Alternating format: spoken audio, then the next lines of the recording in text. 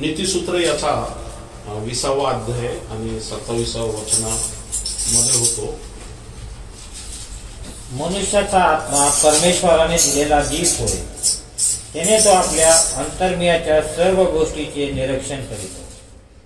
Praise the Lord. आणि मत्ते याचा 6वा अध्याय 22 वचन. डोळा शरीराचा दिवा आहे, यास्तव तुझा डोळा निर्दोष असला तर तुझे संपूर्ण शरीर प्रकाशमय होईल. पण तुझा डोळा सदोष असला तर तुझे संपूर्ण शरीर अंधकारमय होईल. यास्तव तुझ्यातील प्रकाश अंधार असला तर तो अंधार केवढा. Praise the Lord. आपण पाहिलं होतं की परमेश्वराकडून एक दीप आहे जो आमच्या आत्म्याला दिलेला आहे, आणि आमचा आत्मा जो आहे हा परमेश्वराकडून असलेला दीप आहे. कारण आत्मा, परमेश्वर हा आत्मा आहे आणि त्याने आपल्या श्वासाचा एक भाग प्रत्येक मनुष्यामध्ये टाकलेला आहे. Praise the Lord. आणि हा जो आत्मा आहे, हा आत्मा काय करतोय, हा दीप आहे म्हणजे हा काय करतो, सर्च करतो, या शोध घेतो आमच्या जीवाचा आणि आमच्या कशाचा, शरीराचा, की आमच्या शरीरामध्ये, या आमच्या जीवामध्ये अशा काही गोष्टी आहेत ज्या परमेश्वराला आवडत नाही, या ज्या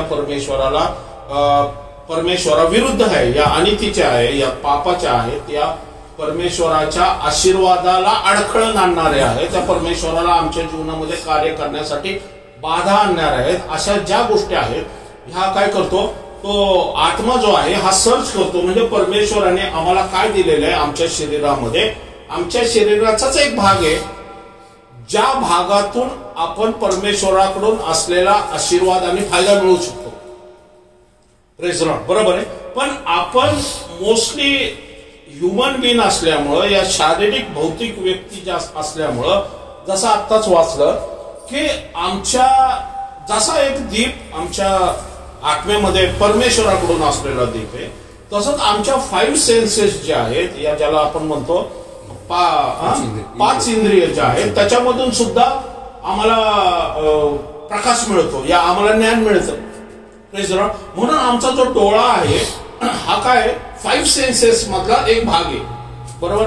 आणि हा 5 सेन्सेस मधला, या ज्याला म्हणतो 5 इंद्रिय मधला हा डोळा काय करतो, हा आम्हाला कसला प्रकाश देतो, आम्ही जे पाहतो त्या गोष्टीचा तो प्रकाश करतो, आम्हाला ज्ञान देतो. बरोबर. आणि मग ती गोष्ट आम्ही कशा प्रकारे पाहतो, म्हणजे ती गोष्ट, एखादी वस्तू जी आहे त्याला पाहण्याचे 2 प्रकार इथं दिलेले आहेत. एक तर निर्दोषपणे पाहू शकतो, या तर दुसरं सदोषपणे पाहू शकतो. आणि मग हा निर्दोष पाहिल्याने काय होतंय, निर्दोष हा जो भाग आहे, हा निर्दोष भाग हा रिलेटेड टू स्पिरिट आहे. कळतंय तुम्हाला?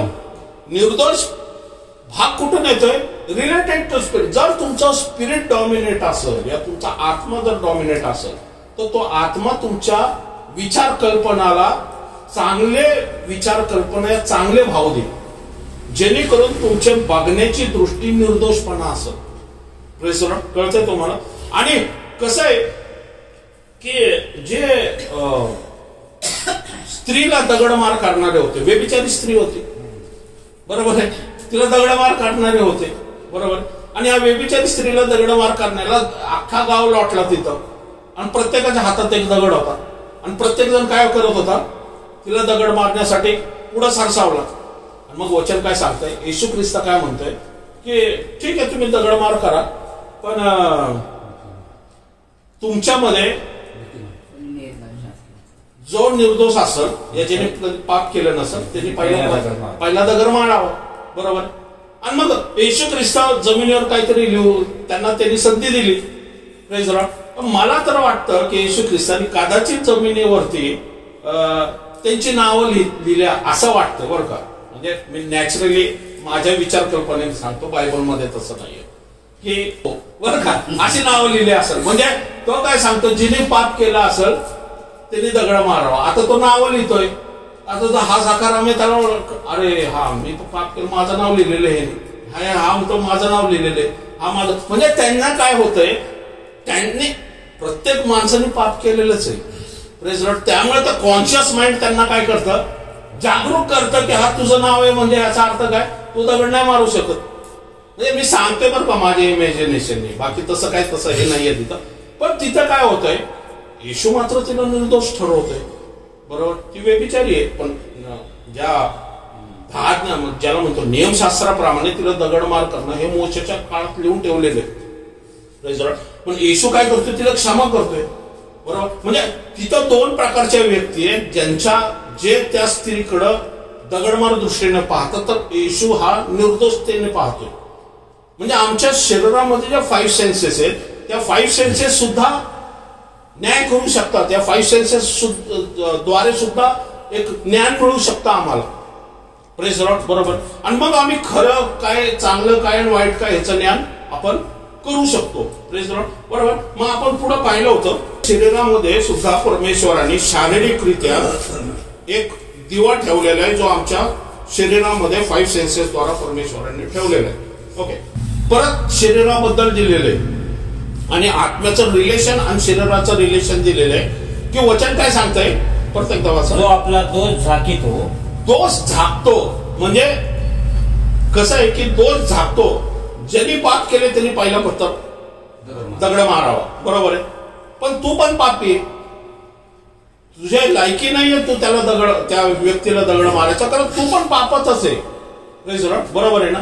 आणि मग वचन काय सांगते, जो दोष झाकतो, म्हणजे मी खूप शुद्ध पवित्र निष्कलंक आहे, आणि येशू ख्रिस्त म्हणतात तुम्ही तर स्वच्छ पांढरे शुभ्र झगे घालून येताय आणि मंदिरामध्ये उंच पदावर जाऊन बसताय, आणि तुम्हाला पापींमध्ये राहण्याची अजिबात इच्छा नाहीये, आणि धर्मग्रंथ तुमच्या तोंडात तोंडपाठ आहे, आणि असा असून तुम्ही धर्मग्रंथ पाळत नाही.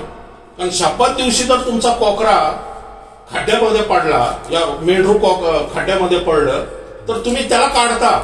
पण एखादी कुबडी स्त्रीला मी जेव्हा सिनेगॉग मध्ये येऊन बरं करतो, त्यावेळेस मात्र तुम्ही नियमशास्त्र आम्हाला दाखवता. Praise Lord. बरोबर, म्हणजे तुमचं दुटप्पी धोरण आहे.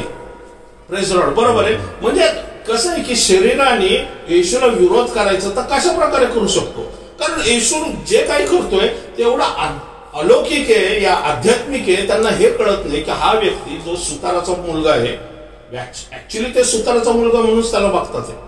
बरोबर आहे. आणि मग सुताराच्या मुलाला जो कधी सिनेगॉग मध्ये गेलेला नाही, म्हणजे काय म्हणतो मंदिरात गेलेला नाही, जिने अभ्यास केला नाही, शास्त्राचा अभ्यास केला नाही, या जो शिकला सुद्धा नाहीये, पूर्वी शिक्षण सुद्धा असायचं, शिकला सुद्धा नाही काय, आणि असा व्यक्ती आत्म्यातल्या गहन रहस्यमय उलगडा तर करतोच करतो, पण भूत सुद्धा त्याचं ऐकतात. तो चिन्ह चमत्कार करतो, तो मेलेल्यांना उठवतो, तो आंधळ्यांना दिसायला भाग पाड दृष्टी देतो, तो लोळ्या लागड्यांना उठवतो. म्हणजे नॅचरली त्यांना कळतं की ह्याच्यामध्ये कुठंतरी स्पिरिच्युअली सामर्थ्य आहे. म्हणजे परमेश्वराची बॅकिंग. म्हणून निकोदेमस काय म्हणतो त्याला, की परमेश्वराचा आशीर्वाद या परमेश्वराचा अभिषेक असल्याशिवाय कुठलाही व्यक्ती अशा गोष्टी करू शकत नाहीये. पण त्यांना कुठेतरी मनात पटतंय ते. बरोबर आहे. म्हणजे मनात म्हणण्यापेक्षा आत्म्यात कुठंतरी त्यांना ते टोचणी होती, या रिव्हील होतंय, या परमेश्वर त्यांच्या आत्म्याद्वारे त्यांना स्पर्श करू इच्छितो की हा जो करतोय हा माझ्या अभिषेकाद्वारेच करतोय. म्हणजे आत्म्यात त्यांना ते पटतंय, पण शरीर त्याला विरोध करते. शरीर का विरोध करते, कारण जर येशू ख्रिस्ताला जर त्यांनी टाळणारा म्हणून स्वीकार केला, तर सिनेगॉग या जुना करार जो आहे, या जे मंदिर आहे, हे संपूर्ण काय होणार आहे, या आमचं जे पद आहे, आमचा जो हुद्दा आहे, या आमची जी पोझिशन आहे, हे सगळं निघून जाणार आहे. बरोबर आहे ना. आणि मग सगळे फॉलोअर ह्याच्या पाठीमागे जातील, आणि मंदिरामध्ये मग कोण येणार आहे. म्हणजे कुठेतरी शारीरिकरित्या ते फिजिकलीरित्या ते काय करतात, ते जे आध्यात्मिक गोष्ट आहे, जी पॉवरफुली डोळ्यांनी दिसून सुद्धा ते काय करतात, त्याला विरोध करतात. तुम्ही 10 चिन्ह चमत्कार पाहिले फारोच्या ह्याच्यामध्ये, पाहिलेत, गोशन प्रांतामध्ये त्यांनी पाहिलेत, समुद्रात उभारताना पाहिलेत, तरी ते अरण्यामध्ये विरोध करते ते मोशेला. कारण माणूस असाच आहे. कळतंय तुम्हाला. आणि म्हणून म्हणतो, जो आपले दोष झाकीतो त्याचे बरे होत नाही, जो तो कबूल करून सोडून देतो, म्हणजे आपल्याकडं काय चॉईस आहे इथं. आमचा जर डोळा सदोष असेल तर आमच्याकडे चॉईस आहे. निर्दोष असेल तर गोष्ट वेगळी, सदोष असेल तर. कारण तो काय म्हणतो येशू ख्रिस्त, मी नीतिमान लोकांसाठी आलेलोच नाहीये, मी पापी लोकांसाठी आलेलो आहे. म्हणजे त्याचं म्हणणं काय, ते काय म्हणतात, आम्ही शब्दात पाळतो, आम्ही हे करतो ते करतो ते करतो. येशू म्हणतो तुम्ही नीतिमान आहात, मी तुमच्यासाठी आलोच नाहीये, त्यामुळे मला तुमच्याबरोबर काय बोलायचंच नाहीये. मी पापी लोकांसाठी आलेले, ज्यांनी पाप केलं, ज्यांना माहित नाही, ज्यांना पापातून सुटका होत नाही, अशा लोकांसाठी मी आलेलो.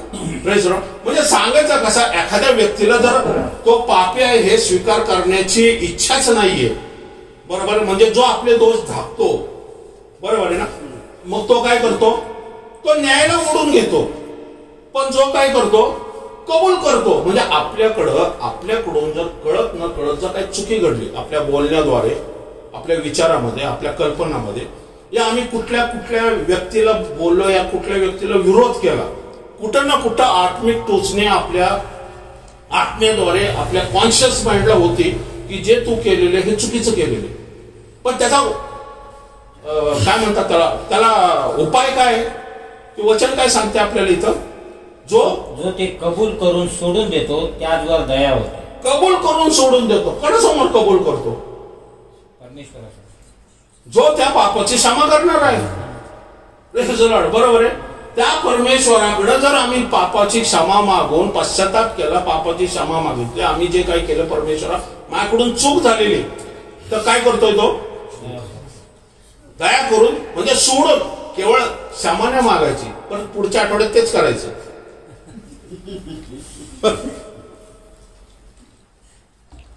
तसं नाही होत, सोडून देतो. काही गोष्टी अवघड आहेत, काही गोष्टी सहसा एखादा म्हणतो ना, ते एक म्हण आहे ना मराठीत, ते रस्सी जल गई पर बल नाही गया, काहीतरी आहे ते, फार हे काय म्हणतात त्याला, की फार वाट लागलेली, पण तरी तो अहंकार, गर्वपणा आहे तो अजून काही गेलेला नाही. बरोबर आहे. म्हणजे सांगायचा उद्देश कसा, की तुम्हाला जर परमेश्वराकडून फॅसिलिटी अवेलेबल आहे, उपाय अवेलेबल आहे, तर तुम्ही का क्षमा मागू नये. बरोबर. बरं, क्षमा तुम्ही परमेश्वराकडे मागता, त्या जगाच्या निर्माणकर्त्याकडे मागता, ज्याच्याद्वारे तुम्हाला तारण प्राप्त झालेले. पण आम्ही पूर्वी पापी होतो, आम्ही पूर्वी सैतानाच्या बंधनात होतो, आम्ही पूर्वी सैतानाच्या चालचलवणी चालत होतो. रोमकारास पात्रामध्ये पहिला अध्याय 1 ते 10 अध्याय जर वाचले तर तुम्हाला ते संपूर्ण कळत. परराष्ट्रीयांचं पाप आणि यहुद्यांचं पाप सगळं पावलाने लिहून ठेवलेले. सैतानाचे आम्ही गुलाम होतो आणि त्याच्या धोरणाने चालत होतो असं म्हटलेले. आणि त्यावेळेस आम्हाला तिची लाजही वाटत नव्हती, का, कारण पाप काय आम्हाला कळतच नव्हतं. Praise Lord. पण ज्यावेळेस येशू ख्रिस्त आमच्या जीवनामध्ये आला, आमच्या पापाची क्षमा झाली आणि आम्हाला त्या गुलामगिरीच्या बंधनातून येशू ख्रिस्ताने मुक्त केलेले. Praise Lord. पण पुढं काय, त्याच्या पुढचं काय, तर त्याच्या पुढे एक उपाय पण ठेवलेला आहे. Praise Lord. कारण कसं आहे, आता हा टॉपिक इथंच ठेवूया, आपण जिथून सोडलं होतं तिथून पुढे जाऊया. म्हणून जर कुणी ख्रिस्ताच्या ठायी असेल तर ती नवी उत्पत्ती आहे, जुने ते होऊन गेले, पहा ते नवे झाले आहे. Praise Lord. आता नीट लक्षात घ्या इथं, की ज्यावेळेस आम्ही येशू ख्रिस्ताला तारणार म्हणून स्वीकार केलेला आहे, त्यावेळेस वचन सांगते की जो कोणी ख्रिस्ताच्या ठायी आहे तो कसा आहे, नवी उत्पत्ती. नवी उत्पत्ती. उत्पत्ती याचा अर्थच मागच्या वेळेस सांगितलं, क्रिएशन या क्रिएटेड. बरोबर. नवी याचा अर्थ पूर्वी होता का, तो आता आहे. म्हणजे कधी आता आहे, ज्यावेळेस ख्रिस्ताचा तुम्ही स्वीकार केला. बरोबर आहे. म्हणजे तो नवीन झालेला आहे, नवीन उत्पन्न झालेला आहे. न्यू ब्रँड, जशी मार्केटमध्ये न्यू ब्रँड कार येते ना, तशी न्यू ब्रँड कार आहे. बरोबर आहे. त्याचा चॅसी नंबर वेगळा असतो. बरोबर आहे. त्याचा कलर वेगळा असतो, त्याचं मॉडेल वेगळं असतं. म्हणजे प्रत्येक गोष्ट त्याची एकदम वेगळी असते. का, पण त्याचं तसं आधी बनलेलं नाहीये आणि परतही बनणार नाही. Praise the Lord. तसंच आपण आपल्यावरती पण एक नवीन उत्पत्तीचा एक शिक्का मारण्यात आला. हे मॉडेल पूर्वी नव्हतं आणि हे मॉडेल पुढं नसणार आहे. सेम तसंच. कळतंय तुम्हाला. कळतं? म्हणजे हे जे मॉडेल होतं हे पूर्वी नव्हतं, आता नवीन स्टॅम्प मारून आता परमेश्वराच्या दरबारामध्ये आलेले आणि ह्याच्यासारखं अजून पुढं पण नसणार आहे. म्हणजे तुम्ही प्रत्येक व्यक्ती हा युनिक आहे. तुमचा जो शरीराचा नंबर आहे, या तुमच्या शरीराचं जे परमेश्वराच्या जीवनाच्या पुस्तकामध्ये लिहिलेलं नाव आहे हे पूर्वी नव्हतं आणि ह्याच्यानंतर पुढं नसणार आहे. कारण तुम्ही एक वेगळेच उत्पन्न झालेलं आहे, एक वेगळीच उत्पत्ती आहात. कळते तुम्हाला? म्हणजे परमेश्वराने प्रत्येकाला एका वेगळ्या प्रकारे बनवलेले. माझा सारखा माझा मुलगा नाहीये, तो दिसायला बल असेल तसा, पण त्याचं कॅरेक्टर वेगळं आहे, माझं कॅरेक्टर वेगळं आहे. त्याला एका गोष्टीसाठी निवडले, मला एका गोष्टीसाठी निवडलेले. त्याला एका स्पिरिच्युअल पर्पज साठी निवडले, मला एका स्पिरिच्युअल पर्पज साठी निवडलेले. बरोबर आहे? आणि मग ह्या गोष्टी परमेश्वराने काय केलं की नवी उत्पत्ती आहात तुम्ही. आम्ही मागच्या वेळेस सांगितलं नवी उत्पत्ती याचा अर्थ की नवीन झालेला आहे तो भाग. मग तो भाग आमचं शरीर जे आहे हे परत तेच पाप करतं जसं आम्ही बाप्तिस्मा घेतल्यानंतर होतं. बरोबर आहे ना? आम्ही ज्यावेळेस बुडून बाप्तिस्मा घेतो त्यावेळेस एखादा व्यक्ती, मागच्या वेळेस सांगितलं मी, राग करणं सोडून देतो का? व्यसन करणं सोडून देतो का?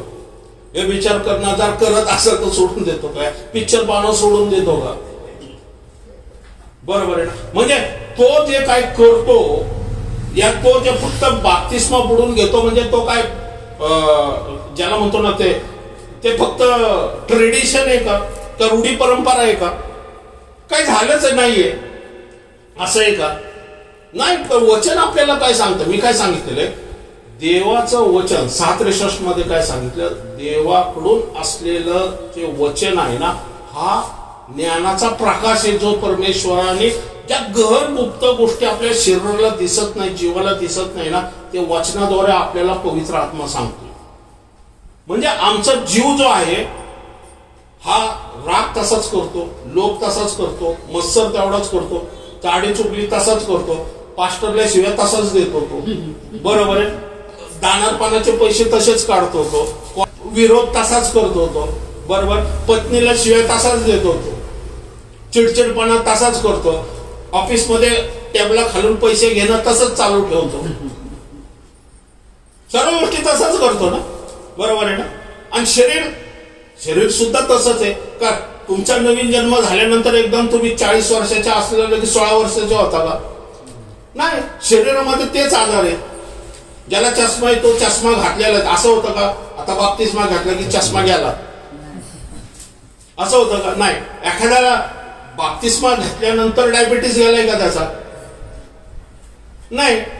बरोबर आहे? तो तसाच आहे. ब्लड प्रेशर गेलंय का? मग काय नवीन झालेले? कळते तुम्हाला? काय नवीन झाले आणि कशाला नवीन झाले ते हे समजून घेणं गरजेचं आपल्याला. म्हणून वचन काय सांगते इथं, प्रश्न इथं काय सांगते की तो नवी उत्पत्ती. बरोबर? नवी उत्पत्ती काय? तुमचा स्पिरिट, तुमचा आत्मा. का? कारण देव आत्मा आहे आणि त्याच्या उपासकांनी कसं असावं? आत्म्याने काम करणारा असावं. म्हणून त्यांनी काय केलं? आमचा आत्मा नवीन केलेला आहे. आमचा आत्मा आता सुरक्षित झालेला आहे देवाच्या राज्यासाठी. म्हणजे त्याच्यावरती त्यांनी काय मारलेलं आहे? पवित्र आत्म्याचा शिक्का मारलेला आहे. ही जी प्रॉपर्टी आहे ही माझी प्रॉपर्टी. मी खंडणी देऊन काय केलेलं आहे? ही विकत घेतलेली. कारण येशूने रक्ताने खंडणी देऊन विकत घेतलेली, या जगातून विकत घेतलेली आपल्याला. आणि त्यांनी पवित्र आत्म्याचा शिक्का मारला की ही जी प्रॉपर्टी ही माझी आहे. आणि ह्या प्रॉपर्टीमध्ये हा जो आत्मा आहे ह्या आत्म्याबरोबर परमेश्वर मग काय करतो? संभाषण करतो. कारण ज्यावेळेस येशू ख्रिस्त पुनरुत्थान झाला त्याच्या पुनरुत्थानाचं सामर्थ्य आमच्या शरीर जीवाला मिळत नाही, ते आमच्या आत्म्याला मिळतं. आणि आत्म्यामधून ते जीवामध्ये येतं, जीवामधून ते शरीरामध्ये येतं. म्हणजे आरोग्य कुठे आहे? आत्म्यामध्ये. प्रीती कुठे? आत्म्यामध्ये. सामर्थ्य कुठे? आत्म्यामध्ये. सुटका कुठे? आत्म्यामध्ये. परमेश्वराचं ज्ञान कुठे? आत्म्यामध्ये. गौरव कुठे? आत्म्यामध्ये. तुमचा हा जो आत्मा, नवीन झालेला आत्मा, हा सार्वकालिक जीवनासाठी बनवून ठेवलेला आहे. म्हणजे तो ज्यावेळेस तुमचं रॅप्चर होईल ना, तुमचा आत्मा बदलणार नाहीये, तो तसाच आहे. का? कारण तो ऑलरेडी नवीनच झालेला आहे, नवी उत्पत्ती येतो. बदलणार काय तुमचं? फक्त शरीर. शरीराबरोबर जीवाचे कर्म पण निघून जातील, सॉरी देहाचे कर्म जे असतील ते निघून जातील. कारण तुमच्या आत्मेमध्ये काय टाकलेले परमेश्वराने? आत्मेची फळं. जी आत्मेची फळं, जी 9 फळं आहे, ती सर्व फळं कुठे आहेत? तुमच्या आत्म्यामध्ये परमेश्वराने ऑलरेडी टाकून ठेवलेली आणि तुमच्या आत्म्यावरती शिक्का मारलेला आहे. मग ब्रदर, आम्हाला ती जी प्रीती आम्हाला हवी, आमच्या मधला जो ज्याला म्हणतो ना आपण राग जो आहे, हा एवढा उफळून येतो माझ्यामध्ये, त्याच्याऐवजी माझ्यामध्ये प्रीती का येत नाही? तुझ्यामध्ये प्रीती ह्यासाठी येत नाही की तुझ्यामध्ये मनाचं नवीनीकरण आहे, जीवाचं, ते अजून होणं बाकी आहे, ते अजून शिकायचंय आम्हाला. जोपर्यंत आम्ही ते शिकत नाही तोपर्यंत आमचा आत्मा हा ऍज इट इज आहे. म्हणजे आज अनेक विश्वासणारे 40-40 वर्ष चर्चमध्ये जातात, पण ते शरीराने संदेश ऐकतात, जीवाने हात उंचवतात, पण आत्म्यामध्ये काय? घोर निराशा. का? आत्म्याबद्दल काय वचनच नाहीये. म्हणजे एखाद्या व्यक्तीने जर सांगितलं तुमचा आत्मा हा परमेश्वराकडून असलेला दिवा आहे, मग हा दिवाचा उपयोग काय आहे माझ्या जीवासाठी, माझ्या शरीरासाठी? का मला माझ्या जीवाला उपयोग पाहिजे ना, माझ्या शरीराला उपयोग पाहिजे ना. कारण निराशा माझ्या जीवामध्ये, भीती माझ्या जीवामध्ये, कन्फ्युजन माझ्या जीवामध्ये, बरोबर आहे ना. काय डिसिजन घ्यायचंय हे मला कळत नाहीये, बरोबर. माझ्या शरीरामध्ये त्रास आहे, माझ्या शरीरामध्ये गुडघे दुखतात आहे, माझ्या शरीरामध्ये डायबिटीस आहे, माझ्या शरीरामध्ये ब्लड प्रेशर आहे, माझ्या शरीरामध्ये आजार आहे, ज्याच्यापासून मला सुटका पाहिजे. पण सुटका कुठे अवेलेबल आहे? आत्म्यामध्ये, बरोबर. जीवाची सुटका कुठे अवेलेबल आहे? आत्म्यामध्ये. प्रेज द लॉर्ड, बरोबर. आणि जोपर्यंत आपण ह्या आत्म्याला आमच्या शरीरामध्ये कार्य करायला वाव देत नाही, या जीवामध्ये वाव देत नाही, तोपर्यंत, कारण वचन काय सांगितलं मागच्या वेळेस मी सांगितलं, आमच्या जीवाला जे आरसा काय? देवाचं वचन होतं.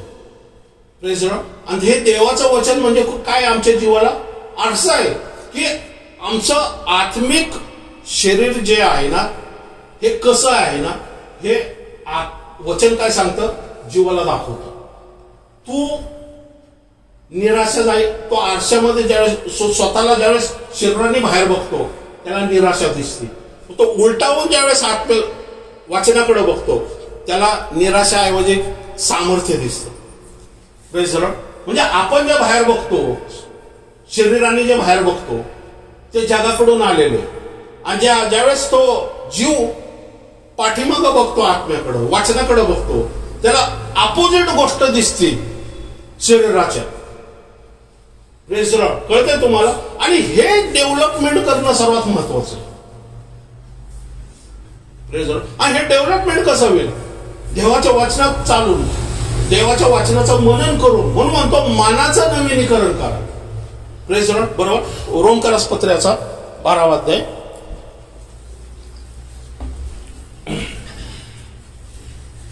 1 आणि 2. म्हणून बंधुजनो, मी देवाच्या करुणेमुळे तुम्हाला विनवितो की तुम्ही आपली शरीरे जिवंत, पवित्र व देवाला ग्रहणीय यज्ञ म्हणून समर्पण करावी. Praise the Lord. वचन काय सांगतं इथं? बंधुजन हो, मी देवाच्या करुणेमुळे तुम्हाला विनवितो की तुम्ही आपली शरीरे, शरीर काय? शरीर, जीव नाही म्हटलं ग, शरीर जिवंत, पवित्र व देवाला ग्रहणीय यज्ञ, देवाला ग्रहणीय यज्ञ म्हणून समर्पण करा. समर्पण करावं म्हणजे कशाचं समर्पण करा? शरीराचं. आमच्या शरीराचं समर्पण करायचं. कसं? यज्ञ म्हणून. यज्ञ म्हणजे काय? परमेश्वराला संतोषावं असं. कळते तुम्हाला? परमेश्वराला संतोष असं. पहा, जे यज्ञ होतं ना, जे जुन्या करारात जे प्राण्यांचं यज्ञ होतं ना, तो कसा पाहिजे? शुद्ध पाहिजे, निष्कलंक पाहिजे का? आंधळा, काना, डोळा, लांगडा, बहिरा असा काही नको तो, बरोबर. त्याची चेकिंग होती, बरोबर, आणि मग तो अर्पण केला जातो. पण बरोबर, त्याला अर्पण नाही, त्याची कंडिशन बघून त्याला ज्यावेळेस तो शुद्ध बघितला जातो मग त्याचं अर्पण होतं. बरोबर आहे. म्हणजे तो अर्पण कशाला होतो की ते अर्पण परमेश्वराला मान्य आहे. तसं आमच्या शरीराचा कुठलं अर्पण परमेश्वराला मान्य आहे? शरीराचं कसलं अर्पण मान्य आहे? परत वाचा. शरीर 3 गोष्टी आहेत. शरीर एक जिवंत. आता आपण मेलेलो नाहीये, आपण जिवंत आहोत. पवित्र. जिवंत नंतर काय? पवित्र.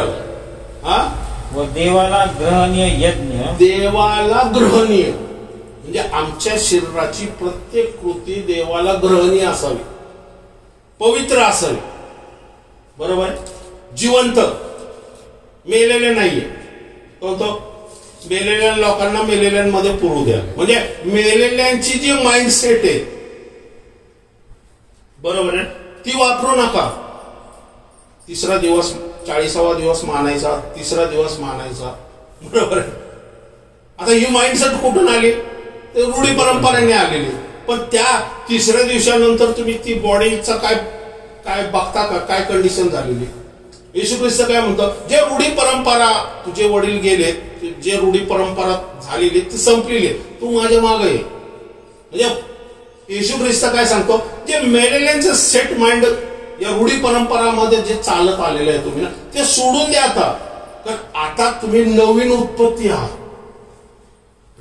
तुमचा माइंड कसं पाहिजे? नवी उत्पत्ती सारं. कारण आमचे जे विश्वासणारे आहेत, आमचे जे रिलेटिव्ह आहेत, जे या जगातून निघून गेले, ते कुठे गेले? येशू ख्रिस्ताकडेच गेलेत ना.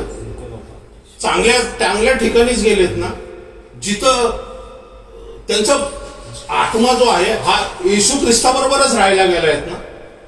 मग त्याच्यापेक्षा मोठा आनंद कुठला आहे? का तुम्हाला तुमच्या जवळच ठेवायचंय त्याला? बरोबर. चांगल्या ठिकाणी गेले, त्याची वेळ होती, त्यांची वेळ होती, ते निघून गेले. बरोबर. पण आपण जे काही जगतो ते ख्रिस्तासाठी जगणं गरजेचं आहे. परमेश्वराला यज्ञ असा सादर करा, जिवंत, पवित्र आणि ग्रहणीय. त्याला ग्रहण म्हणजे लांगडा, लोळा, काना मात्रा असा नसावा. बरोबर. म्हणजे तुमचं शरीर कसं पाहिजे? ख्रिस्ताचा स्वीकार केल्यानंतर नो स्मोकिंग झोन असं नाही. बरोबर आहे. चर्चवरून आलं की स्मोकिंग करतोय, पान खातोय, तंबाखू खातोय, गुटखा खातोय, मावा खातोय. शरीराचं काय करतोय? तू नुकसान करतोय. तू नुकसान शरीराचं करत नाही. ज्या येशू ख्रिस्ताने क्रूस खांबावरती रक्त सांडलेले आणि तुझ्या शरीरासाठी त्यांनी ते प्रायश्चित केलेले आणि तुला खडणी भरून सोडवलंय आणि तुझा आत्मा त्याच्यातून सोडवलाय, तुझ्या आत्मेवरती शिक्का मारलेला, त्या शिक्क्याचा तो अनादर करतोय शरीराद्वारे. मग हे माइंडसेट, हे गोष्ट आम्हाला कधी कळणार? ज्यावेळेस आम्ही ह्या वाचनामधून आम्हाला कळल की परमेश्वराने आमच्यासाठी काय केलेले. आताच एक गाणं गायलं होतं ना की मे वेचिले फुलांना. एवढं ते गाणं शरीराने ऐकायचं गाणं नाही येते, त्या आत्मेने ऐकायचं गाणं येते. माइंडसेट म्हणजे ज्याला आपण म्हणतो की परमेश्वराकडून काय जीवन आहे आणि सैतानाकडून काय आहे? नाश आणि मरण आहे. तर जी आपली विचार कल्पना आहे, या ज्याला म्हणतो ना, जिवंताच्या भूमीत राहत असताना देवाचं वचन हे जिवंत आहे असं म्हणण्यात आलेलं आहे. वचनानुसार आपण चालणं गरजेचं. म्हणजे शरीर जे आहे हे जिवंत, दुसरं काय म्हटलेलं आहे? पवित्र आणि देवाला ग्रहणीय असं. असं आम्ही आमचं शरीर काय करायला पाहिजे? समर्पित करायला पाहिजे त्याला. कारण आमचं शरीर जे आहे हे नेहमी आमच्या आत्मेविरुद्ध काम करत असतं. आमचे शरीर हे नेहमी बंड करत असतं. आमचे शरीर जे आहे हे देवाच्या कार्याबद्दल आळस करत असतं, या देवाचं कार्य करण्यास मज्जाव करत असतं. म्हणजे ज्यावेळेस आपण म्हणतो की हात उंच करा, या देवाच्या नावाचा गौरव करा, देवाची स्तुती करा, या गुडघे टेका म्हणा, या अशा ज्या शारीरिक गोष्टी असतील जे आपण आपला लीन नम्रपणा दर्शवतो परमेश्वराच्या सानिध्यात.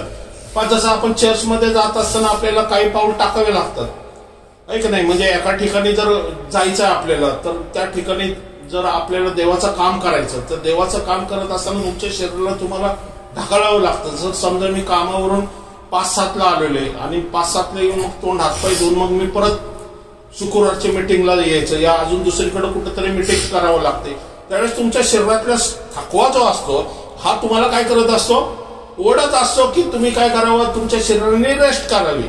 पण तुमचा आत्म्याचा ओढा कुठं असतो, त्या मिटिंगकडे असतो. कारण त्या ठिकाणीवरून आम्हाला काहीतरी ज्ञान मिळेल, या त्या ठिकाणीवरून आम्हाला काहीतरी सुटका मिळेल. आता जसं या आंटीने सांगितलं, बऱ्याच वेळापासून ते बसलेले, म्हणजे त्यांनी आपल्या शरीराला स्टक करून ठेवलेले, बांधून ठेवलेले. कळते का तुम्हाला? म्हणजे कसं उदाहरण परमेश्वर कसं समोर देतो की त्यांनी आज एवढ्या रात्रीचा असून सुद्धा, त्या दोघी वयस्कर असून सुद्धा त्यांची नीड गरज ही त्यांच्या आत्म्यामध्ये जी गरज आहे ना, ते त्याचं शरीर काय करते, विरोध करते. पण त्या शरीराला विरोध करून ते बसलेले की आम्हाला प्रार्थनेची गरज आहे, आम्हाला सुटकेची गरज आहे. आम्ही जर एखादे ब्रदर आले आणि ह्या ग्रुपने जर आमच्यासाठी प्रार्थना केली तर परमेश्वराचं जे अभिषेक आहे, परमेश्वराकडून असलेली जी मुक्ती आहे ती रिलीज होईल. आणि काही गोष्टी ज्या आहेत, म्हणजे जे आरोग्य आहेत, म्हणजे आज तर हॉस्पिटलमध्ये असताना त्यांना देवाची काय गरज आहे?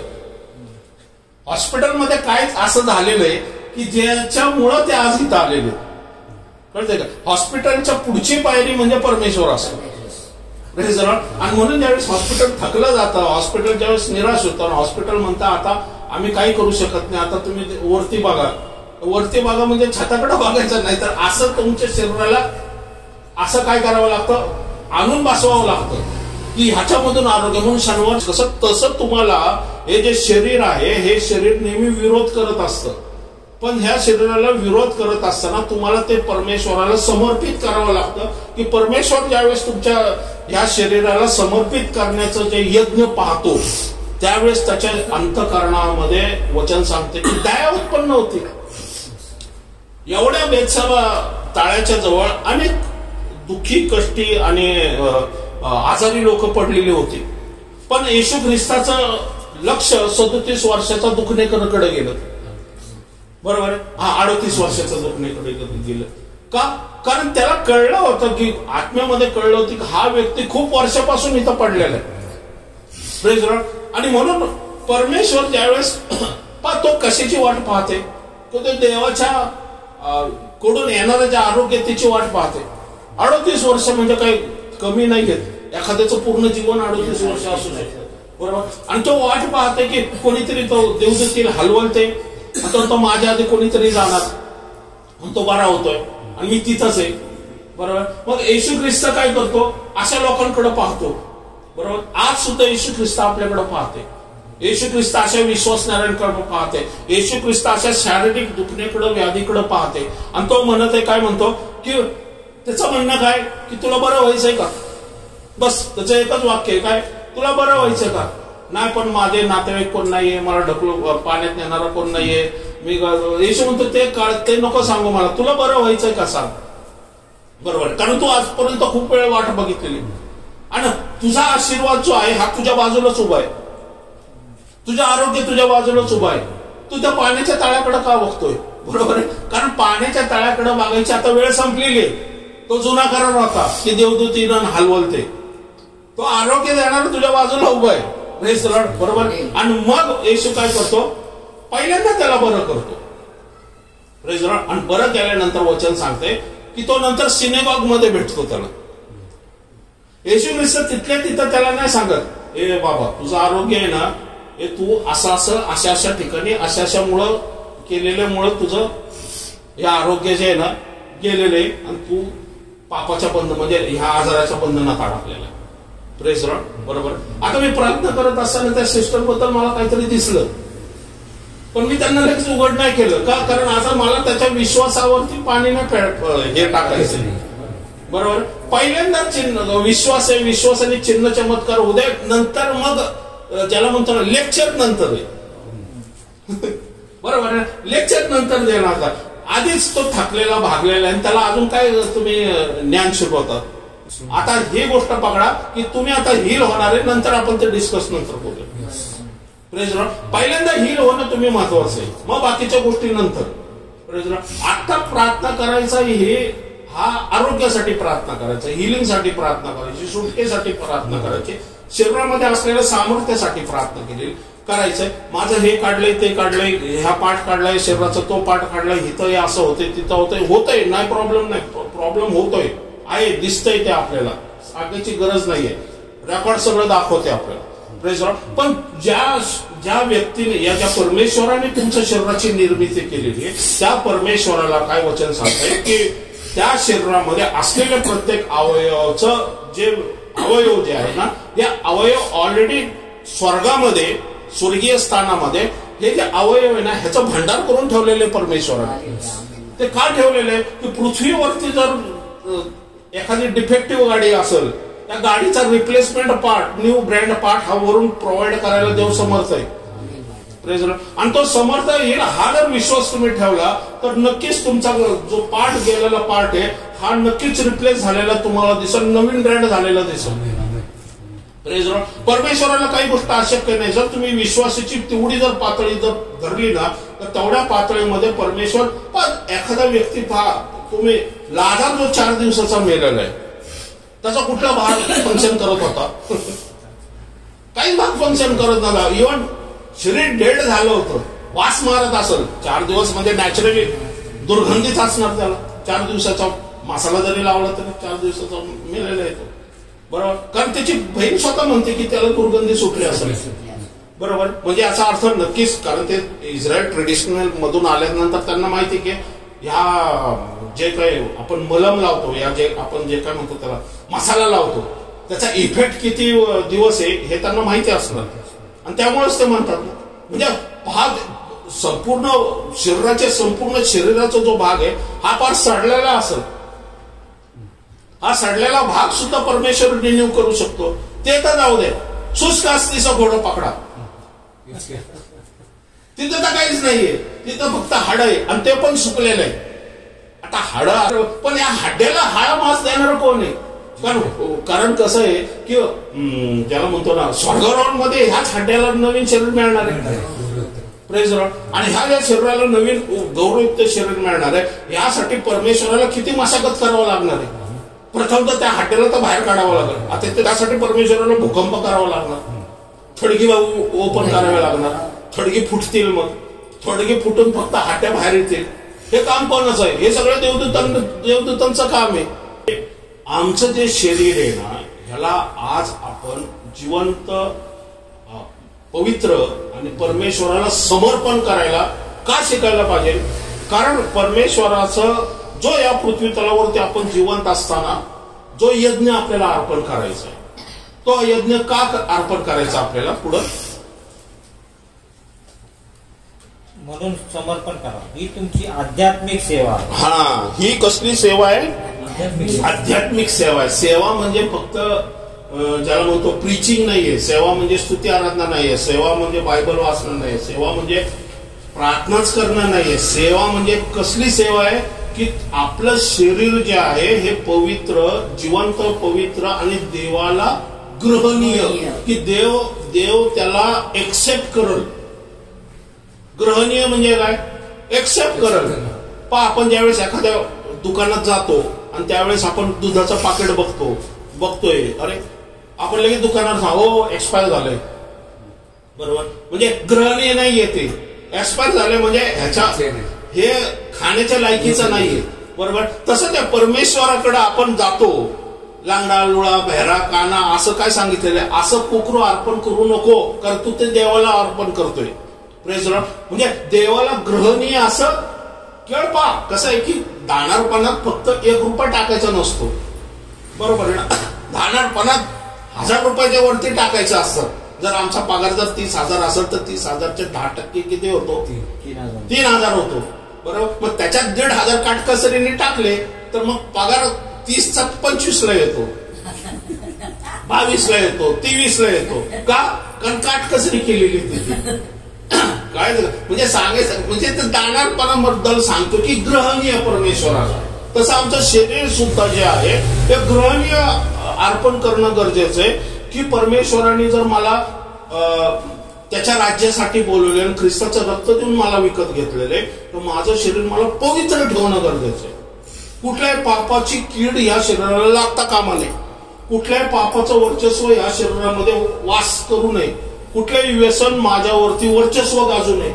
या व्यसनाद्वारे माझ्या शरीराची मी नासाडी करू नये. बरोबर आहे ना? कारण व्यसनावरती लिहिलेलं असतं it is injurious to your health. म्हणजे सामान्य लोकांनाही माहिती की व्यसन करणं हे शरीराला काय धोकादायक आहे. आणि तुमचं शरीर जे आहे हे ख्रिस्ताच्या राज्यासाठी त्यांनी विकत घेतलेले. Praise Lord. आणि तुमचं वचन काय सांगते, ह्या शरीरामध्ये कोण राहतोय? देवाचा आत्मा राहतोय. आणि तुमचं शरीर हे देवाचं मंदिर आहे असं म्हटलेलं. Praise Lord. म्हणजे चर्चचं देवाचं मंदिर आहेच आहे, पण इंडिव्हिज्युअल सुद्धा देवाचं मंदिर आहे. Praise Lord. बरोबर आहे ना? म्हणजे तो करीतकरांना म्हणतो की तुमचं जे शरीर आहे म्हणजे ख्रिस्ताचे जे शरीर आहे देवाचं मंदिर आहे. Praise Lord. म्हणजे आमचं शरीर जे आहे जर देवाचं मंदिर आहे तर ह्या देवाच्या मंदिरामध्ये असलेले जे शरीर जे आहे आमचं हे आम्हाला पवित्र ठेवणं गरजेचं आहे. बरोबर. ही आध्यात्मिक सेवा आहे म्हटलेली. Praise Lord. ही परमेश्वरासाठी असलेली सेवा आहे. आणि अशी जर सेवा आम्ही केली, या असं जर आम्ही आमचं शरीर अर्पण केलं, फक्त शरीर अर्पण नाही करायचं, हे शरीराबद्दल दिलेलं. पुढं देवाची उत्तम, ग्रहणीय व परिपूर्ण इच्छा काय आहे हे तुम्ही समजून घ्यावे. हा, आता कोणाची इच्छा? देवाची. माझी इच्छा नाही, पास्टरची नाही, आई वडिलांची नाही, शिक्षकाची नाही. कळते का तुम्हाला? म्हणजे तुमच्यामध्ये काहीतरी टॅलेंट असेल, तुमच्यामध्ये काहीतरी गुणधर्म असेल, तुमच्यामध्ये एखादा कला असेल, या तुमचं जर ज्ञान आहे ना हे तुमच्या रोजीरोटीसाठी तर उपयोगाला आहेच आहे. म्हणजे तुम्ही जे काही कमवता त्यासाठी तर उपयोगाला आहेच आहे, पण ते ज्ञान विशेष करून देवाच्या राज्याच्या वाढीसाठी पण करणं गरजेचं आहे. बरोबर. निलेशला तबला वाजवता येतोय पण तो ऑर्केस्ट्रामध्ये जाऊन वाजवतोय चर्चमध्ये वाजवण्यापेक्षा. म्हणजे काय होतंय, त्याची कला तो काय करतोय, त्याच्याकडे कला आहे पण ती देवाच्या कार्यासाठी वापरत नाही. बरोबर. पण ज्यावेळेस त्याचा नवीन जन्म होतो त्यावेळेस तो काय करतो, ऑर्केस्ट्रा वाजवण्यापेक्षा चर्चमध्ये वाजवतो आणि त्याची कला काय करतो, परमेश्वराला सादर करतो. ही आध्यात्मिक सेवा आहे. तो शरीर आपलं बसवतो आणि आपली कला तर्फे परमेश्वराचं गुणगान करतो. तुम्ही जसं गाणं गाता, या हा भाऊ जसा ढोलकी वाजवतो मला, या आंटी जशा प्रार्थना करतात, त्या मध्यस्थी करतात. पाहता तिने आध्यात्मिक 2 आत्मे आणले इथं प्रार्थनेसाठी, त्यांना बसून ठेवलं. बरोबर आहे ना? नाही तर ते गेले असते, बसून ठेवलं त्यांना. का? प्रार्थना व्हावी म्हणून, त्यांची इच्छा आहे. बरोबर आहे. त्यांची सुटका व्हावी, आजारातून सुटका व्हावी. ख्रिस्ताचं नाव जे आहे कदाचित एखाद्या तिथं चमत्कार झाल्यानंतर त्या कुटुंबामध्ये ख्रिस्ताची साक्ष उत्पन्न होईल. आणि मग ख्रिस्ताची साक्ष उत्पन्न झाल्यावरती काय होईल की ख्रिस्ता गाजवला जाईल आणि एक आत्मा जो आहे, एक कुटुंब जे आहे हे ख्रिस्ताकडं ओढला जाईल, या ख्रिस्ताकडे आकर्षित होईल. या उद्देशानेच आपण काय करतो, त्यांनी ह्या आणलेले. म्हणजे काय करावं, आपण म्हणतो की देवाची उत्तम, परिपूर्ण आणि ग्रहणीय इच्छा काय. म्हणजे देवाची इच्छा काय की ह्यांनी ख्रिस्ताचा स्वीकार करावा. मग त्यांना हिता आणण्याचं काम कोणाचं आहे, ह्यांचं काम आहे, यांनी घेऊन आलेले. हे तुम्ही कशाला येता इथं, स्तुती आराधना करण्यासाठी. देवाची उत्तम परिपूर्ण इच्छा काय आहे की तुम्ही तुमच्या शरीराला काय केले, देवाची परिपूर्ण इच्छेच्या अधीन केलेले आणि तुम्ही काय करताय, ते कार्य करताय. तुमची कला परमेश्वराला सादर करतात.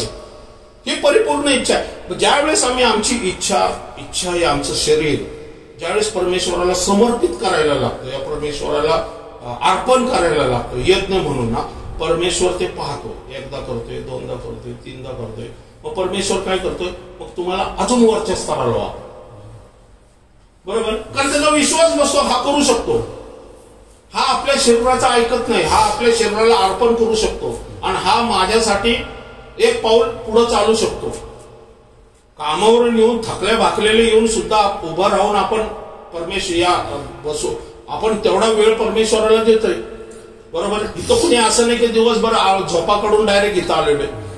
बरोबर. सगळे कामधाम करूनच आलेले, पण आपण तेवढा वेळ आता देवाला का देतोय की आम्ही आमच्या शरीराला इथं आणून बसवलेले की मला देवाचं वचन ऐकायचंय, देवाकडून मला आशीर्वादित व्हायचंय, देवाच्या वचनातून असलेलं गहन रहस्यमय ज्ञान मला ऐकायचंय आणि माझ्या शरीराला आणि जीवाला काय करायचं, ते जे ज्ञान आहे ना ह्याचं काय करायचं, ह्या ज्ञानाच्या अभ्यासाद्वारे मला ट्रेन करायचं त्याला शरीराने जीवाला.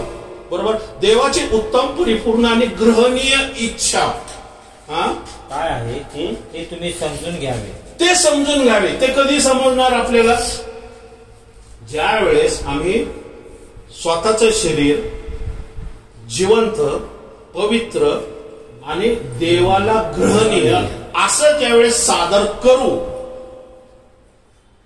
बरोबर आहे. असे ज्यावेळेस सादर करू. बरोबर. आपलं शरीर जे आहे आपलं जे शरीर आहे रविवारच्या दिवशी चर्चला न जाण्याऐवजी ज्याला म्हणतो ना वॉटर पार्कला घेऊन जातोय. बरोबर आहे ना. या आपलं पिक्चरला घेऊन जातोय. बरोबर. या कुठंतरी आपलं पिकनिक स्पॉटला घेऊन जातोय. बरोबर. ही काय देवाची इच्छा नाहीये, ही त्या व्यक्तीची इच्छा आहे. बरोबर आहे ना. म्हणजे तो काय करतोय की आपलं शरीर जे आहे ना हा काय करतोय, तो त्याच्या इच्छेप्रमाणे चालवायचा प्रयत्न करतोय. बरं. मग जर त्याने आपलं शरीर संडेला जर अर्पण केलं नाही तर देवाची परिपूर्ण ग्रहणीय जी इच्छा आहे ती त्याला ऐकू येणार नाही. या देव त्याला वापरू शकणार नाही. कळतंय कुठं तुम्हाला प्रॉब्लेम होतो आपला, या सामान्य लोकांचा, या विश्वासणाऱ्यांचा प्रॉब्लेम कुठं होतो की आपण आपल्या इच्छेनं काम करायला जातो पण ती देवाची इच्छा नाहीये. बरोबर. ती देवाची इच्छा नाही. देवाची इच्छा वेगळी, आपली इच्छा वेगळी. आणि आपली इच्छा ज्यावेळेस आपण करतो त्यावेळेस देव कधी अडवणार नाही तुम्हाला. कारण देव हा ज्याला म्हणतो ना हा बाय फोर्स करणारा नाही, तो आमच्या इच्छेचा मान सन्मान करतो. आदामाला काय सांगितलं, हवेला आदामाला काय सांगितलं, तर मरशील. बरोबर. आता मला सांगा, हवा आणि सैतान ज्यावेळेस त्यांचं चॅटिंग चाललं होतं फेसबुकवर, बरोबर आहे ना, ते लाईव्ह होतं. बरोबर आहे. तर हे काय देवदूत बघत नव्हते का, परमेश्वर बघत नव्हता का? कट आहे ना. सगळं बघत होता, सगळे सबस्क्राईब करत होते.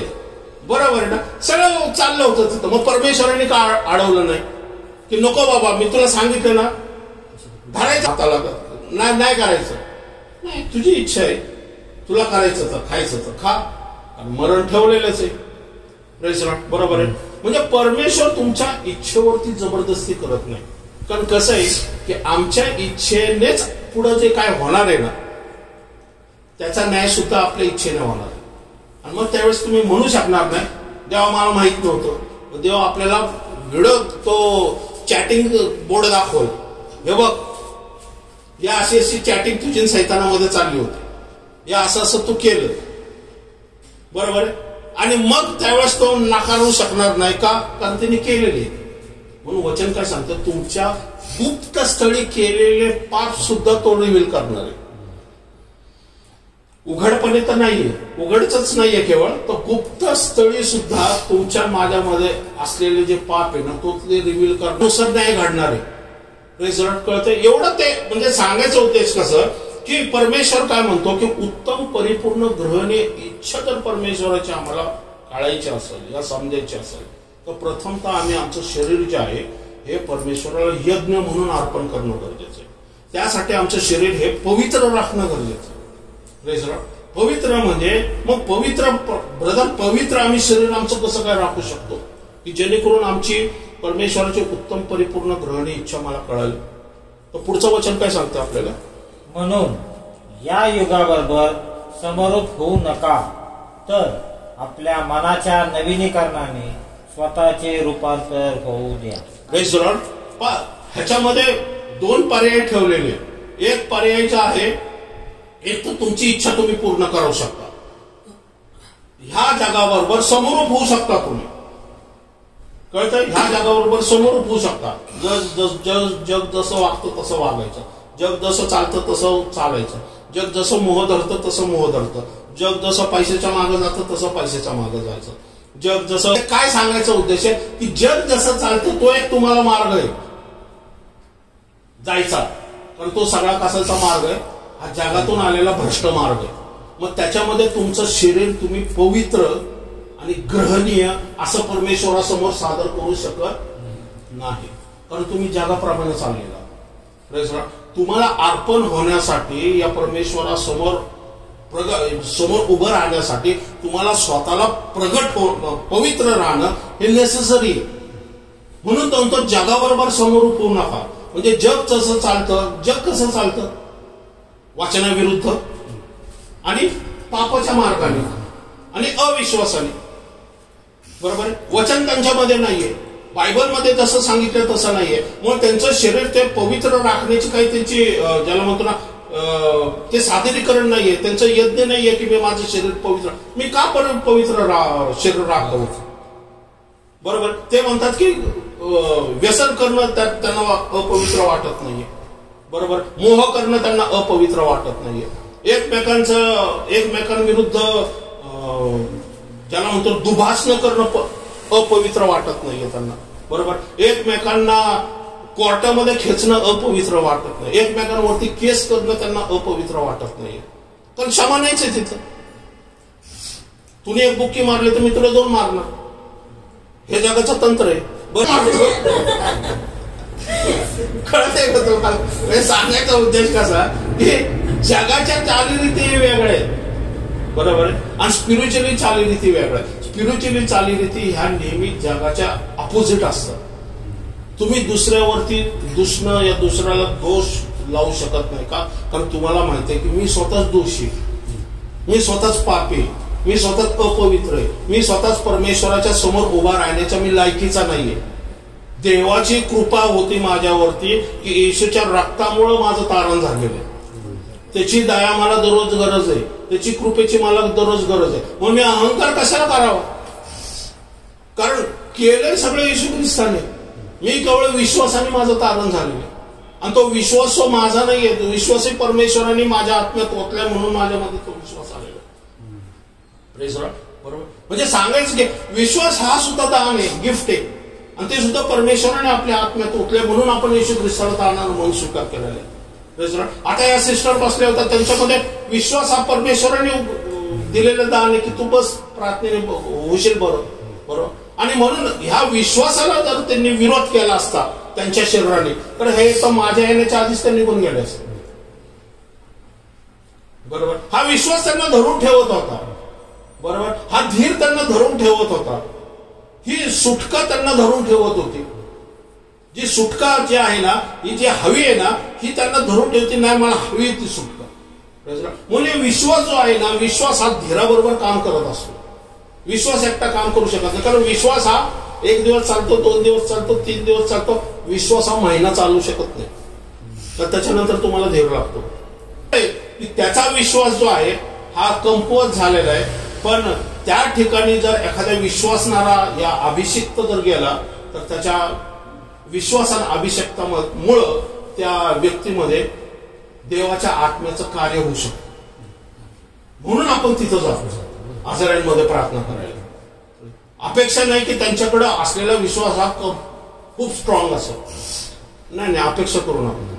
फक्त तुम्ही तुमच्या विश्वासाला, तुमच्या परमेश्वराच्या अभिषेकाला कमी होऊ देऊ नका त्याच्यापर्यंत जाऊपर्यंत. बरोबर. कारण अनेक त्या ठिकाणी जाताना अनेक अडखळण, अनेक प्रॉब्लेम, अनेक समस्या येतात की तुम्ही तिथं पोहोचूच नाही म्हणून. बरोबर. आपण तिथं तुम्हाला पोहोचायचंय. तो कसा म्हणतो, ती यायराची कन्या असते, तो चाललाय यायराच्या कन्याला बरं करायला. येशू ख्रिस्त यायराच्या कन्याला बरं करायला चाललंय आणि तो उतरतो तेवढा ती रक्तस्रावी स्पर्श करते. हा, आणि ते जाते. येशू म्हणतो माझ्यातली शक्ती गेली. शक्ती म्हणजे ते का फिजिकल शक्ती नाही येते. तो म्हणतो मला विश्वासाने कोणी स्पर्श केलाय, म्हणजे तो म्हणतो माझा अभिषेक कोणी खेचलेला आहे. म्हणजे याचा अर्थ काय म्हणतो, कोणतरी हील झालंय. शक्ती म्हणजे शक्ती नाही, तो म्हणतो कोणतरी हील झालेलं आहे, कोणतरी आशीर्वादित झालेलं आहे, कोणाचा तरी सुटका झालेली आहे, कोणाला तरी आरोग्य मिळालेले, कोणाच्या तरी कर्जबाजारी पाण्यातून मुक्त झालेलं आहे, कोणीतरी कोणामधून तरी अशुद्ध शक्ती निघून गेलेली. Press Lord. बरोबर. हा अभिषेक असलेल्या व्यक्तीला लगेच पटकन कळतं की काहीतरी कार्य देवाचं इथं झालेलं, परमेश्वराची काहीतरी सुटका झालेली. Praise Lord. कारण तो पूर्ण आत्मेने विश्वासाने भरलेला होता येशू ख्रिस्त. म्हणून तो काय म्हणतो की ती म्हणते की मी बरे झालेले, पण तो तुझा आजार काय? आता हे येशू ख्रिस्ताने वास्तव विचारायला नको होतं, ते पर्सनल आहे. बरोबर. पण तुम्हाला माहितीये का जुन्या करारामध्ये काय आहे? अशुद्ध स्त्रीला स्पर्श केल्यावर काय नियम काय माहितीये? नाही, अशुद्ध स्त्रीला स्पर्श केल्यानंतर एखाद्या व्यक्तीने समजा आज दिवसभरामध्ये अशुद्ध एखाद्या स्त्रीला स्पर्श केला तर तिने स्वतः अशुद्धच राहायचं संध्याकाळपर्यंत. संध्याकाळी 6 वाजता तिने आंघोळ करायची, ते असलेले कपडे धुवायचे, धुवून ते कपडे सुकत टाकायचे, मंदिरात जायचं आणि मग याजकाद्वारे शुद्ध व्हायचं. एवढा सगळा सर्कल येते. म्हणून त्यांनी विचारलं, 12 वर्ष रक्तस्रावी स्त्री बरी झाली, सगळे लागले चर्चा करायला म्हणजे येशू अशुद्ध झालेले. बरोबर. मग गुरुजीला कशाला नेता येत तिथं?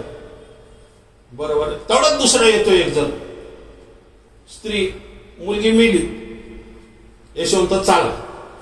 आता ते पण बोलणार नाही लोक, मेली ना चला आपण जाऊया, विश्वास ठेव म्हणतो. यार म्हणतो आता मी काय करू? तो पेचात पडतो, हा आता अशुद्ध झालेला आहे, आता मुलगी पण मेलेली, काय करा? चला जाऊ दे, आता ऑलरेडी जे काय व्हायचं ते तर झालेलंच आहे नाही का? ज्याची अपेक्षा आपण करत नव्हतं ते झालेलं. आता चला आता हा चाललाय तर जाऊया. तो जाऊन मेलेल्या मुलीला उठवतो. कुठे गेला हा शुद्ध बांधतो? Praise Lord. येशू काय तिथं सांगतोय की व्यक्ती एखाद्या व्यक्तीने शिवली म्हणजे तो व्यक्ती अशुद्ध झाला. हे नियमशास्त्राप्रमाणे जे आहे ना, हे जे नियमशास्त्र तेच पूर्ण करायला मी आलेलो. कारण मी जरी तिने मला स्पर्श केला तरी मी अशुद्ध नाही, मी तोच पवित्र आहे की जो मेलेल्यांना पण उठू शकतो. म्हणजे येशू ख्रिस्त म्हणतो मी तोच अनअटेड आहे जो कधीच अशुद्ध होऊ शकत नाहीये.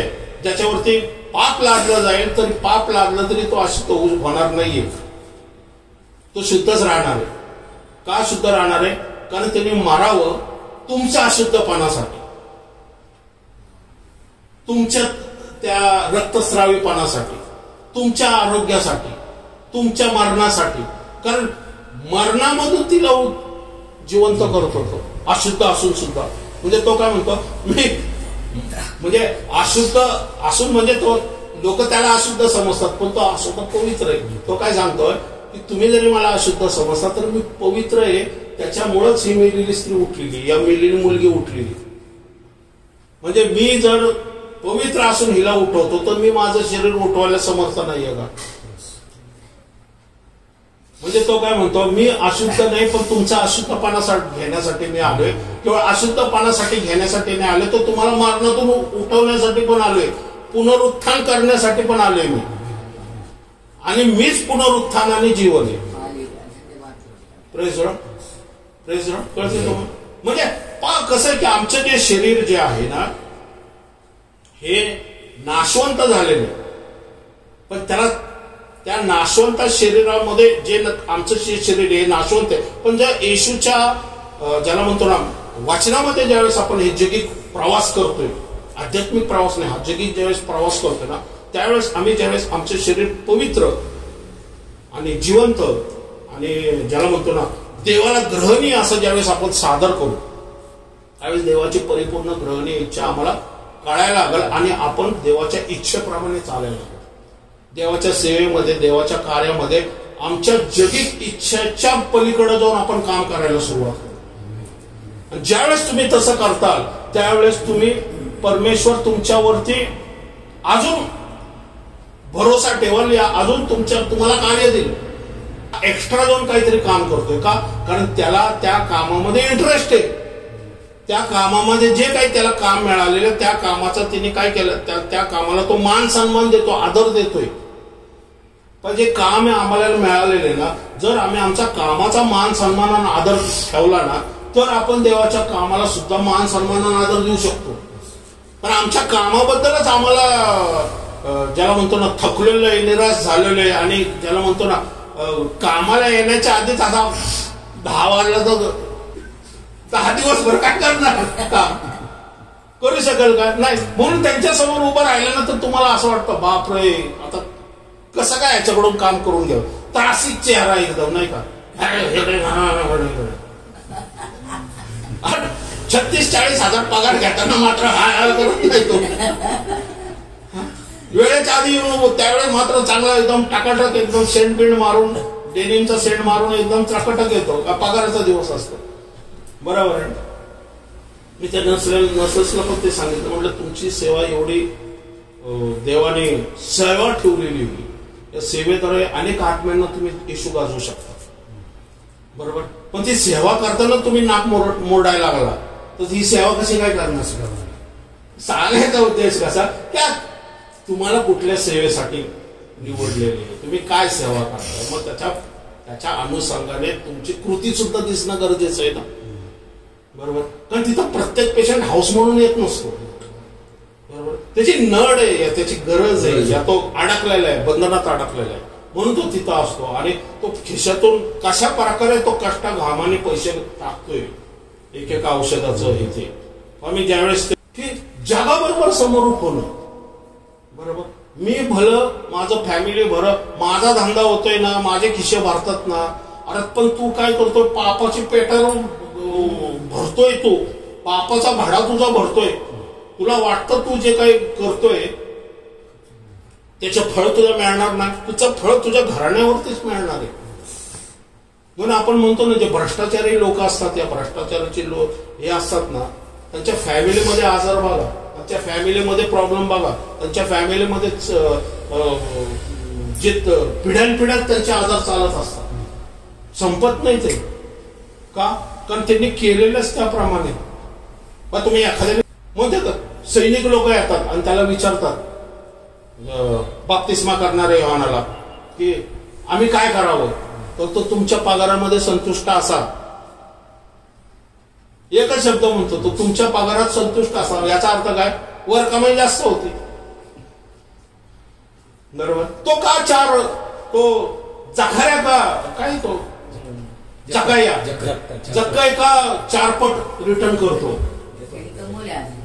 नाही, तर त्याला पटतं की मी पापी आहे म्हणून पापाचा स्वीकार करतो.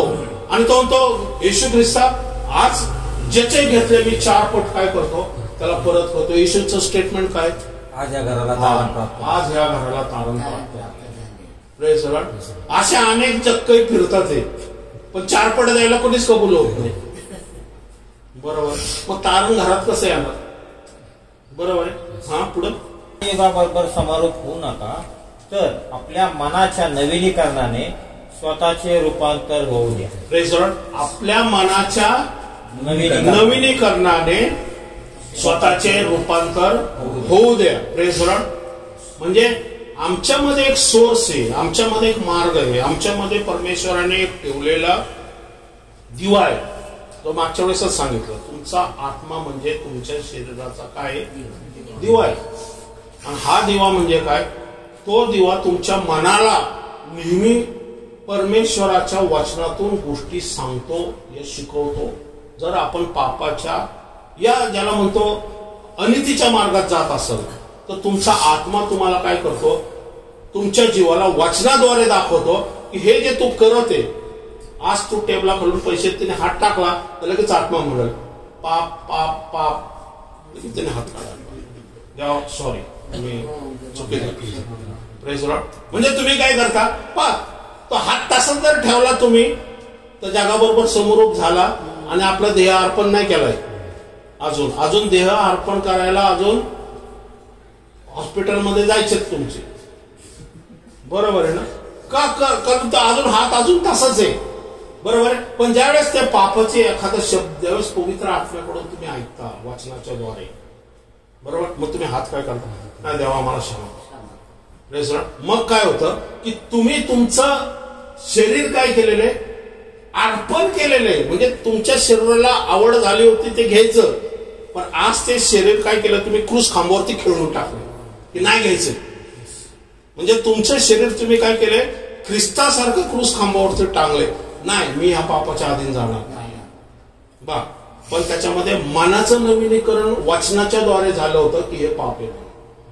आणि ते आपण काय केलं की मग ते त्या पापाला होण्यापासून आपल्या शरीरान जीवाला आपण काय केलं, कंट्रोल केलं.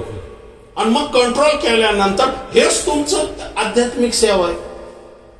कळतंय तुम्हाला, हीच तुमची आध्यात्मिक सेवा. आणि मग ही जर आध्यात्मिक सेवा झाल्यानंतर देव काय म्हणाल, आता हा व्यक्ती मनाच्या नवीनीकरणाने चालतोय आणि यांनी शरीर सुद्धा समर्पण केले.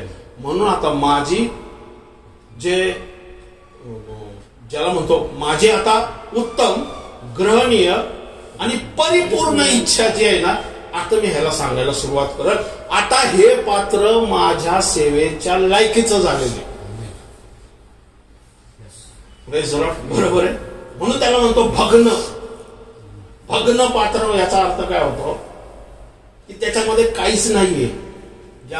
जे पात्र रिकाम आहे, ज्या पात्रामध्ये देहाची इच्छा नाहीये, या ज्याला म्हणतो आपलं शरीर जे आहे हे पापाने भरलेलं नाहीये, देवाला ग्रहणीय असं झालेलं आणि मनाचं नवीनीकरण झालेलं असं हे जे पात्र आहे ना, हे भग्न. याचा अर्थ काय, त्याच्यामध्ये जगाच्या गोष्टी नाहीये. आता तिने ते पात्र कशाला ठेवलं की देवा आता तुझं उत्तम परिपूर्ण ग्रहणीय इच्छेने हे पात्र भर. म्हणून आमची पात्र जे आहे ना, देवाच्या उत्तम परिपूर्ण ग्रहणीय इच्छेने ज्यावेळेस भरायला लागल ना, तर बाहेर सुद्धा जे आहे ना उत्तम परिपूर्ण ग्रहणीय इच्छा ज्याला म्हणतो पूर्ण करण्यासाठी आपण पावलं टाकायला सुरुवात करतो. बरोबर. म्हणून आत्म्यामधून चालणं अत्यंत गरजेचं आहे, वचनामध्ये चालणं अत्यंत गरजेचं आहे, देवाच्या सानिध्यात चालणं अत्यंत गरजेचं आहे. पुढे अजून डीप मध्ये आपण पुढच्या वेळेस पाहूया.